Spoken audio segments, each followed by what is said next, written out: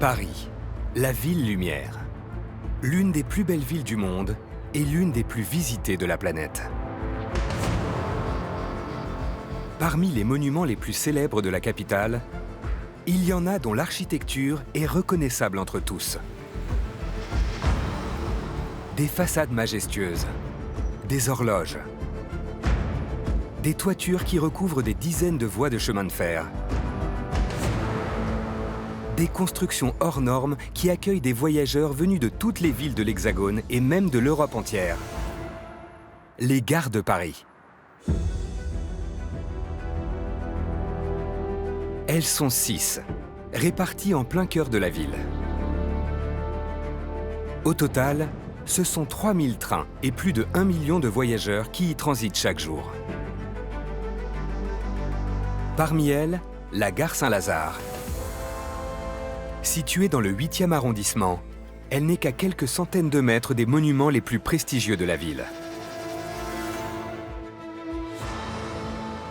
Entièrement rénovée au début du XXIe siècle après 10 ans de travaux, c'est elle la plus ancienne gare de la capitale.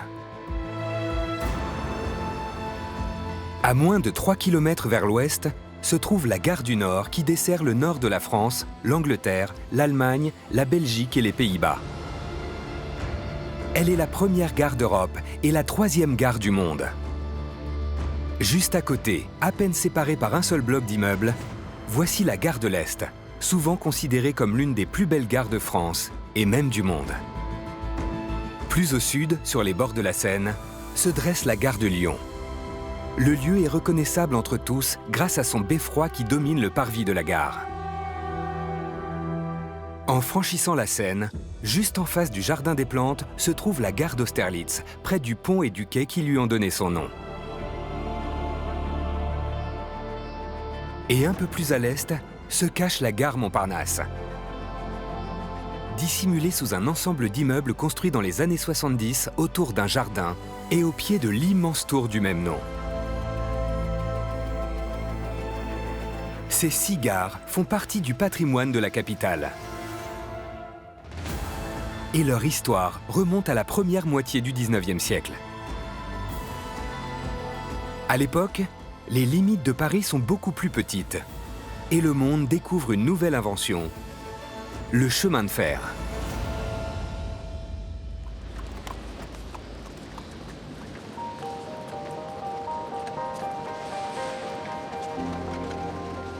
Jusqu'alors, les voyages s'effectuaient en diligence à une vitesse moyenne de 10 km/h ou par bateau. Le chemin de fer qui naît en 1820 va provoquer une révolution économique et industrielle sans précédent. Tout d'un coup, ce moyen de transport nouveau, tout à fait révolutionnaire, arrive et on va assez vite saisir l'intérêt et il va y avoir un engouement pour les chemins de fer. Ce qui est nouveau, c'est de circuler sur des rails métalliques dans un train avec des voitures soit ouvertes, soit fermées, tirées par une locomotive à vapeur à une vitesse incroyable d'à peu près 40 km/h, c'est grisant. La première ligne de chemin de fer apparaît en France en 1823. Elle ne transporte que des marchandises au départ de Saint-Étienne jusqu'à Andrézieux à une dizaine de kilomètres. Ce n'est que 15 ans plus tard, en 1837, que naît la première gare de Paris, à l'emplacement où se trouve aujourd'hui la gare Saint-Lazare. À l'époque, le mot gare n'existe pas encore. Le lieu est baptisé Embarcadère de l'Ouest. On parle d'embarcadère, de débarcadère, c'est-à-dire de points, tout simplement, de dépose ou de ramassage de voyageurs. C'est un petit bâtiment très agréable avec des grandes fenêtres, des belles arcades. C'est très joli, c'est ce qu'on appelle une orangerie. Elle est placée sur le pont de l'Europe, d'ailleurs pont qui existe toujours. C'est une gare très très modeste. Un bâtiment, un pont, les quais sont en contrebas, au fond d'une tranchée. On a mis de chaque côté des quais, le long des voies de chemin de fer, 2 rampes qui permettent de descendre dans la tranchée. C'est tout à fait élémentaire. Le lieu est exploité par les frères Pereire, 2 banquiers et entrepreneurs implantés à Paris. Ensemble, ils ont imaginé cet embarcadère pour créer la première ligne ferroviaire de France réservée aux voyageurs. Leur objectif, desservir les banlieues chics de la capitale. La ligne dessert la petite ville du Pec, puis plus tard celle de Saint-Germain-en-Laye. 18 km de voies ferrées pour un trajet d'à peine 30 minutes, 4 fois plus rapide qu'en diligence. C'est donc une desserte locale qui permet de raccourcir considérablement la durée du trajet et de parcourir ces quelques kilomètres. Ça, c'est très important, sans effort. Très vite, la fièvre du chemin de fer s'empare de l'Hexagone. Louis-Philippe, le dernier roi de France, va décider de prendre les choses en main. Aidé par l'ingénieur Alexis le Grand, son gouvernement va promulguer une nouvelle loi le 11 juin 1842 pour encadrer le financement et le tracé des voies ferrées de la nation.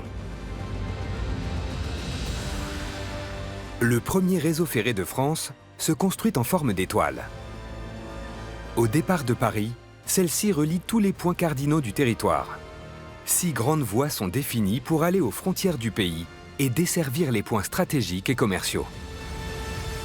Derrière l'étoile de Grand, il y a une vision très jacobine, très politique, autoritaire, centralisée du gouvernement français qui entend par ces lignes, comme dira le Grand lui-même, tenir les provinces avec les rênes du rail, c'est-à-dire les tenir en laisse. Le 11 juin 1842, c'est l'acte de baptême qui va permettre de construire les gares à Paris. La loi va déléguer l'exploitation des lignes de chemin de fer à des compagnies privées. Cette nouvelle loi du gouvernement français s'apprête à bouleverser en profondeur la ville de Paris. On est vraiment dans un système de pluralité de compagnies. Chaque ligne radiale vers Paris a sa gare, et chaque gare est construite par des architectes différents, par des compagnies différentes, avec un style aussi différent. Construire une gare de chemin de fer nécessite d'avoir des terrains extrêmement vastes, non seulement pour le bâtiment lui-même, mais pour tous les équipements qui vont autour. Et puis, naturellement aussi, pour les lignes de chemin de fer proprement dit, qui partent de la gare pour se diriger dans toutes les directions du pays. Cet espace, on ne va pas le trouver dans l'intérieur de Paris. L'intérieur de Paris, c'est à peu près la limite actuelle des grands boulevards. Par contre, il reste des terrains à la limite de ces boulevards. D'anciens terrains religieux, des terrains non construits, des terrains vides ou relativement vides. Et c'est là que les gares vont pouvoir s'implanter.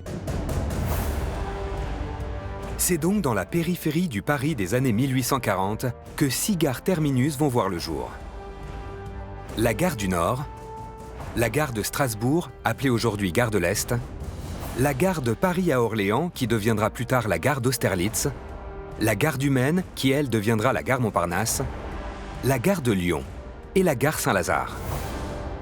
On construit sur d'anciens jardins, c'est le cas de la gare Saint-Lazare par exemple, sur d'anciens clos paroissiaux, ce sera le cas de la gare du Nord. Et puis ces terrains en fait vont permettre de dimensionner l'arrivée du train, une arrivée un peu inédite parce que c'est un monde industriel qui arrive.